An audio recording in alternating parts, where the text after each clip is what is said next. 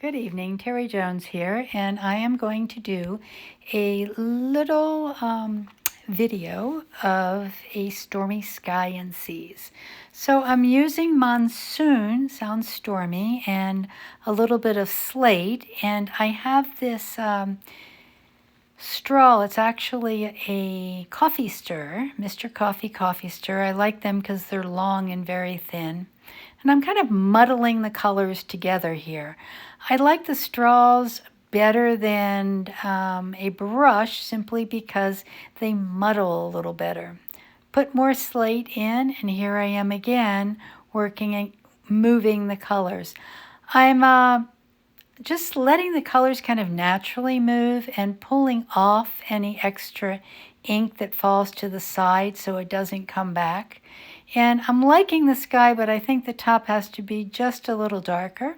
So there's some denim, and I just used a little bit of denim to darken the sky. So here I go, just doing a little tiny bit more of movement and trying to gain a little tiny bit of highlights with my little straw here. Not a lot, I don't want to do too much. So I use the same denim for the, well actually I use monsoon there, monsoon for the water. And as you can see, I'm just kind of pulling it down a little bit. Again, using the straw to maintain some of that horizontal looks. I use the straw for that and just make small motions with the straw. It's a technique that takes a long time to kind of learn, but once learned, I like it a lot better than actually using a brush. But here, I'm going to use a brush, and what I'm doing is I'm putting in some lighter color. I have gone and pulled up some mermaid, and so I'm putting mermaid in between the monsoon in an effort to get some lights in my surf here. I'm thinking of really windy day, stormy skies, and I'm trying to pull out the colors that I'd see. So the sky would be, or the sea would be frothy and dark and light all at the same time. So that's again while I'm putting in these little pieces of mermaid and straightening out my edge there. So the next thing I will do is probably come back and straighten out my horizon. And the color I used was a little dark there. I wasn't terribly happy with it, but at this point I've got to let it dry before I do anything else. So now I'm going back to pick out some highlights. Again, trying to get some more light somewhere in this painting. Feeling the shapes of the waves, kind of just almost futzing around in the painting, trying to figure out what's next. Thinking of the wave action. The wave actually is going to be coming on to the shore, so now I use some alcohol to loosen all of that color, and let me see if I can get some wave action happening there. Softening everything with the brush, kind of reactivating, and now I'm going to again use the alcohol. And what you'll notice is I'm holding my paper up, so basically it doesn't run backwards on me. So I want it to run down if it runs anywhere. I spend a lot of time moving my paper, trying to get the alcohol inks to move the way that I want them to move.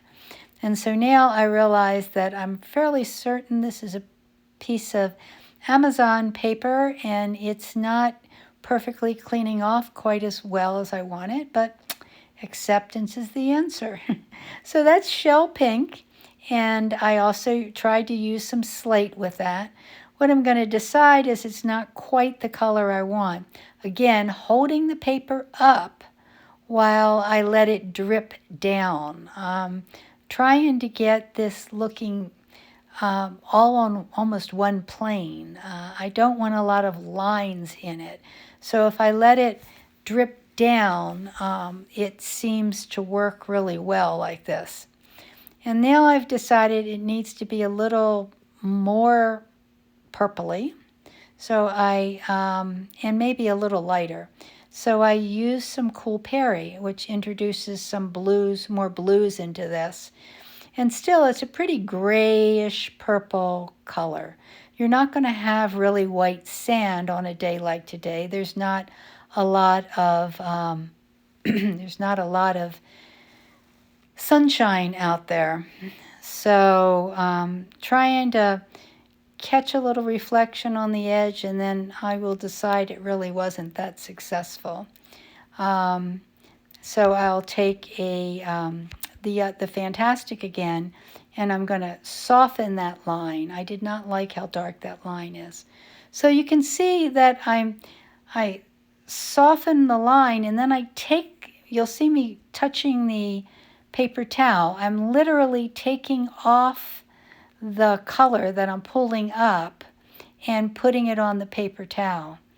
I'm wanting this to look much softer, like there's a little bit of foam coming out in that area.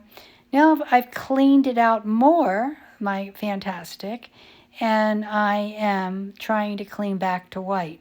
So I'm not putting color in, I am pulling color out. Thinking about the shape of the wave, it kind of comes out in that little arc. So I am pulling color out in the shape of the wave. And I'm working now on the top of the wave, trying to get some of that splashy look happening, some randomness happening on the top. What you'll see is I'm going, I guess, vertical on the wave is a good way of putting it, because I don't want to have a lot of horizontal lines. The wave is falling vertical. I'm trying to put some mermaid in, and trying to get some of that beautiful lighter blue color underneath of the wave. As the wave comes up, it usually gets this really beautiful light color underneath of it. It's quite lovely. And so I'm putting some of that in. Again, I am holding the paper up while I'm painting so that if it runs, when it runs, because it is going to run a little bit, it's going to run down. I'm letting gravity help me with what I'm trying to do. And this is a back and forth and back and forth and back and forth. So now I'm going to go back to taking off color. So I use a variety of tools. I'm trying a paper towel here, didn't really work. So now I'm going back with my Fantastic, trying a little more paper towel. My Fantastic's much drier now, and I'm just trying to get some real more softness in that curl of the wave. And I really want to make sure that I can get a little more horizontal looking, some more white highlights. So I'm doing the final details now with a very fine brush, and I'm just about done here. So I want to thank you all for watching. See how I'm pulling up that the white, and now I'm putting it back in, back and forth, back and forth, back and forth. So it's just about to the done place, and please follow me on YouTube, and you can follow me on Facebook too. Any questions, and I will answer them. Whoops, now I forgot that I did this. I'm using a brush. It's actually a brush-tipped alcohol ink marker to pull off that very dark line that I didn't really like. You'll see that this is a green marker, but as I pull it off, it kind of changes the color, makes it look much lighter out there. So this is a good tool to use. You can use a blending marker also. You just have to clean it off a lot. The blending markers will come out white. If I use something with a little color, it will end up leaving some of the little color behind. And I like that look of the color behind there. So I'll come down and use a little more of this color throughout the water to just kind of tie everything together. And then I will say thank you so much for watching. As I said before, contact me below and I will answer. Thanks. Bye.